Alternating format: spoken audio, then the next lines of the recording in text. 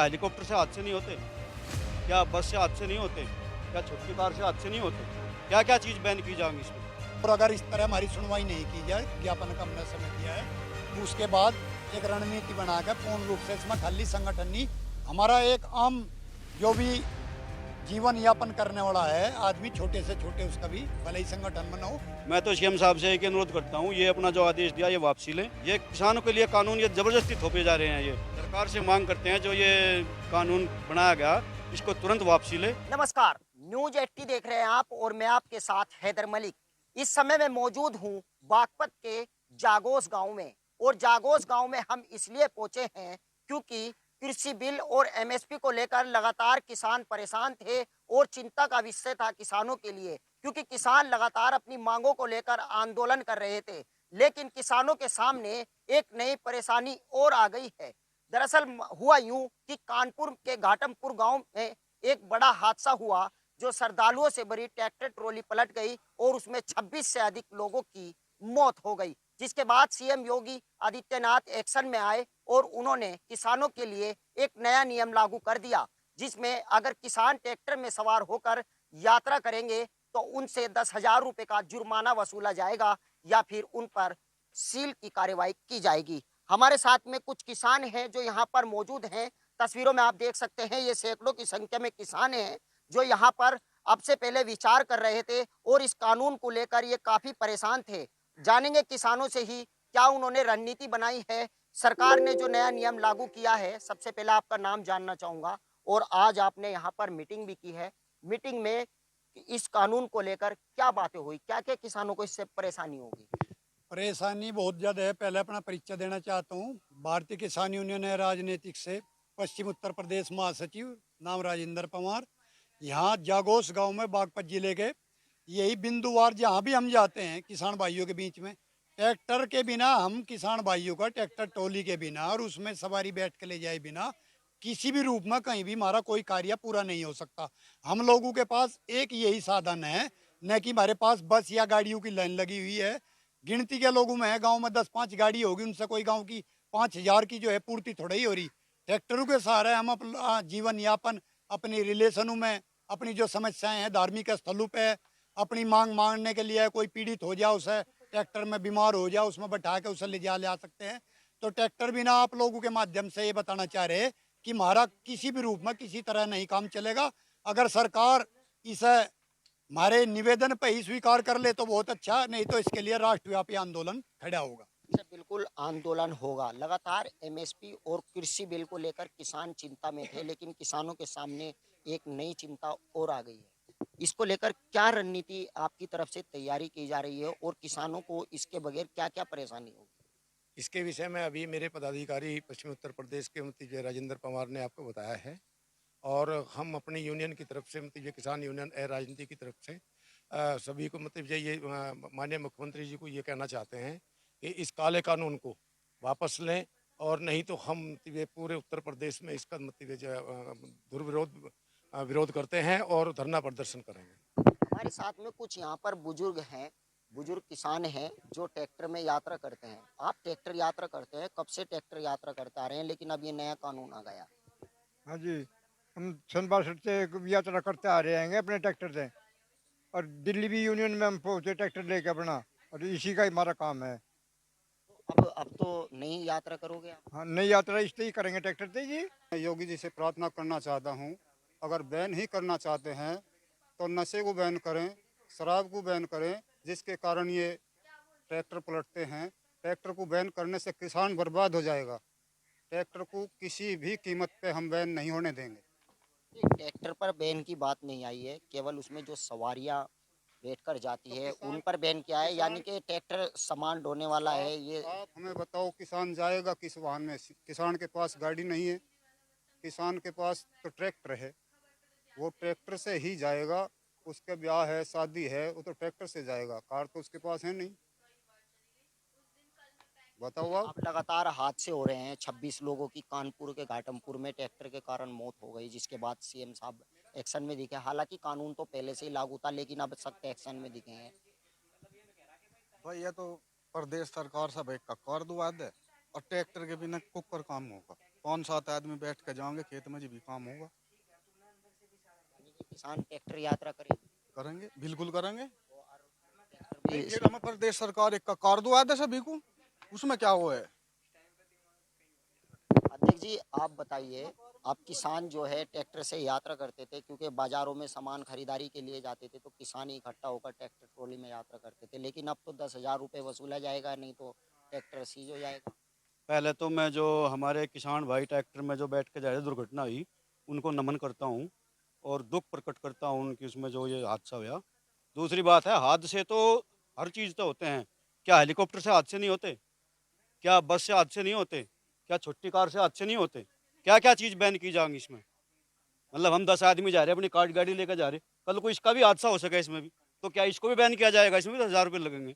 कल हम उसमें जा रहे हैं, ट्रेन में जा रहे हैं, ट्रेन के साथ में भी हादसा होता है, कई कई बुग्गी फूकती हैं, उसमें भी आदमी मरते हैं। दूसरी, आप बस में जा रहे हैं सफ़र करते हुए, तो बस की भी दुर्घटना होती है। बस में क्या, बस को भी बैन किया जाएगा? बैन किया जाए ड्राइवरी को, जो इस चीज़ पे दुर्घटना के वे होते हैं। किसानों के लिए ये कानून बना दिया कि 10,000 रुपये वसूला जाएगा, सवारी बिठाएंगे, लेकिन जो वहाँ पर कानपुर में घटना हुई है उसके चालक के खिलाफ कोई कानूनी कार्रवाई नहीं हुई। इसलिए हम आपके माध्यम से बताना चाह रहे थे कि भाई जिस तरह हमारे वाहन चलाने के लिए कार को, बस को, ट्रेन को एक वाहन का लाइसेंस दिया जाता है ऑथराइज करके कि हाँ ये वाहन चलाने के योग्य है, इसी तरह वो कर सकते हैं, वो सरकार का अधिकार है। ये नहीं कि हमारी जो है छोटी छोटी चीज़ों पर सरकार इस तरह पाबंदी लगा दे कि भाई ट्रैक्टर को बंद करें, उसे बंद करें। उसके लाइसेंस के लिए हम लोग सहमत है कि भाई लाइसेंस योग्य है।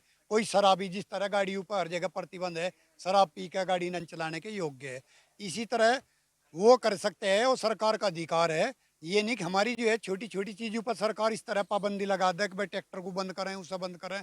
उसके लाइसेंस के लिए हम लोग सहमत है कि भाई लाइसेंस योग्य है। कोई शराबी, जिस तरह गाड़ियों पर हर जगह प्रतिबंध है, शराब पी कर गाड़ी न चलावे, तो इसी तरह शराबी है जो नहीं चलाने योग्य है, जो लाइसेंस ऑथराइज नहीं है, उस आदमी को ट्रैक्टर चलाने की अथॉरिटी नहीं दी। अच्छा, ट्रैक्टर भी यहाँ पे है, तस्वीरें देखिए कि ट्रैक्टर में यहाँ पर किसान भी बैठे हैं, इन्हीं से जान लेते हैं। ट्रैक्टर की यात्रा कर रहे हैं, लेकिन ट्रैक्टर तो अब बैन होने वाला है। बैन कैसे होगा? हमारा काम तो नहीं चला बैन हो रहे थे।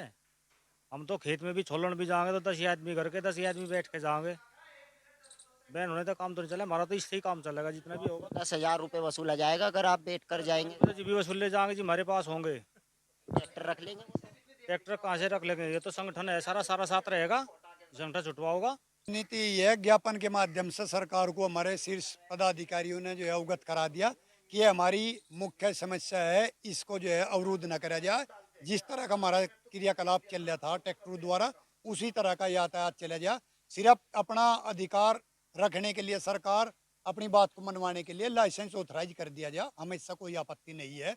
और अगर इस तरह हमारी सुनवाई नहीं की जाए, ज्ञापन का हमने समय दिया है, उसके बाद एक रणनीति बनाकर पूर्ण रूप से इसमें खाली संगठन नहीं, हमारा एक आम जो भी जीवन यापन करने वाला है आदमी, छोटे से छोटे, उसका भी भले ही संगठन में न हो, सबकी समस्या है, गरीब और मजदूर दोनों और किसान भाइयों की भी, वे सब लोग हमारे साथ हैं। उन लोगों के साथ हम खड़े होकर इसका काम करने का, और पूर्ण रूप से सड़क पे या चौराहे पे जिस तरह कलेक्ट्रेट में हम जहाँ कहीं भी ऊपर पदाधिकारी जो है ये दिशा निर्देश देंगे कि भाई इस तरह आपको जो है अपना इसका आंदोलन का जो है प्रारूप तैयार करके अपना धरना दिखाना है, उसी तरह हम लोग करेंगे। ये जो धरना दिया जाएगा, ये धरना इसी मामले को लेकर दिया जाएगा या अन्य समस्याओं? अन्य भी समस्याएं हैं हमारी यहाँ बागपत जिले की, बिजली की समस्याएं हैं, आवारा पशु की समस्याएं हैं, मलकपुर चीनी मिल का जो है गन्ने का बकाया भुगतान है उसकी समस्या है, और गन्ने के बकाया भुगतान को रेगुलरिटी कराने की वो भी समस्या है।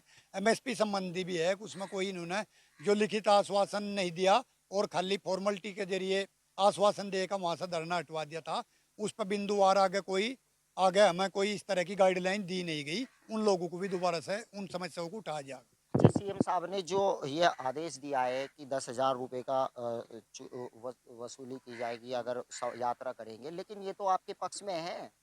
ये किसान के साथ कोई घटना ना हो, तो इस हादसे की घटना को रोकने के लिए। नहीं, घटना तो होती है, घटना को कौन रोक सकता है?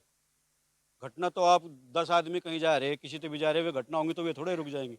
मैं तो सीएम साहब से एक अनुरोध करता हूँ, ये अपना जो आदेश दिया ये वापसी लें, और इसमें इसका नया कोई वो निकालने जिसमें कि ट्रैक्टर ड्राइवर है उनकी वो उसका लाइसेंस देखें, अगर लाइसेंस नहीं है तो उस पर कार्रवाई करें, और कोई इसमें ऐसा कुछ नहीं है। ये तो इतनी सवारी है हर चीज़ तक, ये किसानों के लिए कानून ये ज़बरदस्ती थोपे जा रहे हैं। ये किसान अपना 10 आदमी बैठ कर बड़ौद से सामान ले आवे, दुकान पर जाकर वो 20 रुपए के तेल में चले जाएगा। यहाँ से जो सवारी जाती है वो 20-20 रुपए एक सवारी में जाएंगे, तो किसान को क्या उसमें लाभ है कि ये नुकसान होगा। सरकार से क्या मांग करते हैं? सरकार से मांग करते हैं जो ये कानून बनाया गया इसको तुरंत वापसी ले और इस पर कोई और दूसरा कोई विचार किया जाए। अगर सरकार वापस नहीं लेती फिर? अगर वापस नहीं लेती तो गांव-गांव में ये सब जगह इकट्ठे होकर इस चीज़ का घोर उससे विरोध किया जाएगा और इस पे धरना भी दिया जाएगा अगर सरकार इस चीज़ को नहीं वापसी लेती। यही रणनीति है कि भाई अपने गांव सहित जो है सभी लोग एकत्रित हो, गांव का जो अपना निजी भेदभाव है उसे हटा के इकट्ठे हो, क्योंकि ये सबकी समस्याएं हो, आपस में द्वेष है, लेकिन उसे हटा के सरकार इस तरह के प्रतिबंध कोई भी अपनी स्वेच्छा से लगाने लगी तो एक किसान मजदूर जागा कहाँ। उसके लिए हर जगह जागरूक कर रहे हैं, हम संगठन से भी जोड़ रहे हैं लोगों को, जो भाई नहीं जुड़ना चाह रहा है उससे भी अवगत करा रहे कि भाई आप लोग अपने अधिकारों के लिए जागरूक हो, जो आपकी समस्या है आप लोग नहीं रखोगे तो उसका समाधान कैसे होगा। और माननीय मुख्यमंत्री महोदय जी से हम बार बार यही कह रहे हैं कि भाई आप इस कानून को वापस ले ले, तो उसी में ही आपका भी और हमारा भी हित है।